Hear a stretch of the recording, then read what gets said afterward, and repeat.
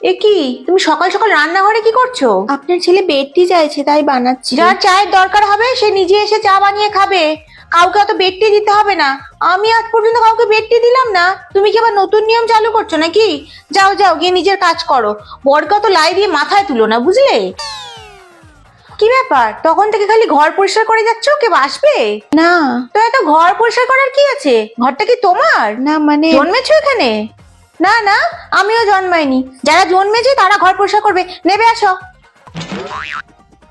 জানো বৌমা, আমার কত শখ ছিল চাকরি বাকরি করব, সোশ্যাল মিডিয়ায় ভিডিও বানায় না, ভিডিও বানাবো, রিলস বানাবো, কিন্তু ওর বাবা এসব পছন্দ করতে না, তো তাই আর জীবনে কোনোদিন কিন্তু কিছু করতে পারলাম না।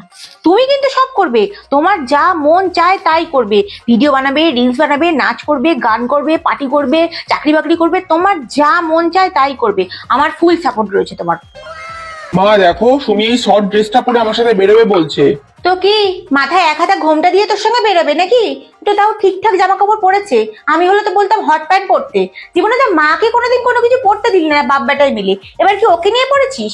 শোনো বৌমা, তোমার যা মন চায় তুমি তাই পরবে, শর্ট ড্রেস পরবে, হট প্যান্ট পরবে, আর যা যত ছোট জামা পরতে ইচ্ছা হয় তুমি তাই পরবে, কারোর কথায় কান দেবে না। আর শোনো, মাঝের মধ্যে আমার জন্য নিয়ে আসো, তুমি আমি দুজনে মিলে পড়বো। মা খিদে পেয়েছে, খেতে দাও। কোথায় যাচ্ছো? বসো। রান্না হয়নি। মানে রান্না করিনি, বাইরে থেকে খাবার অর্ডার করে খাও। সপ্তাহে দুদিন আমরা রান্না বান্না করবো না, বাইরে থেকে খাবার অর্ডার করে খাবে। আমরা যেমন তোমাদের অর্ডার ফলো করি, তোমরাও আমাদের অর্ডার ফলো করো।